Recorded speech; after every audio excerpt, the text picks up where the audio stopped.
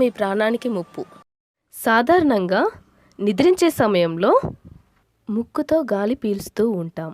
ఇలా ముక్కుతో గాలి పీల్చడంలో ఇబ్బంది ఎదురైతే మనకు తెలియకుండానే నోటి ద్వారా శ్వాసిస్తూ ఉంటాం.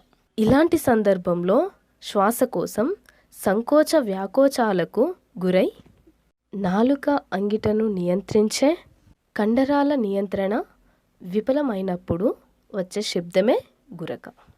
ముక్కు తిప్పడతో బాధపడుతున్న, నిద్ర మాత్రలు వాడే అలవాటున్నవారు, ధూమపాన ప్రియులు, మత్తు పానీయాలు వాడేవారు ఈ గురక బారిన పడుతూ ఉంటారు. అంతేకాదు, నాసిక రంధ్రాలు సరిగ్గా పనిచేయకపోయినా, టాన్సిల్స్ వాపు ఉన్నా కూడా గురక రావచ్చు.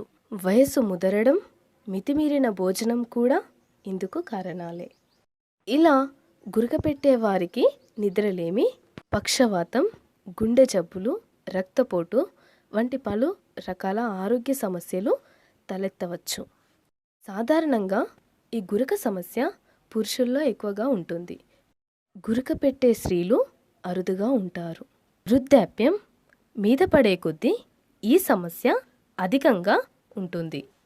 50 ఏళ్ల వయసు దాటిన వారిలో దాదాపు 80% మంది గురక పెడతారు. గురక లక్షణాలు: 1.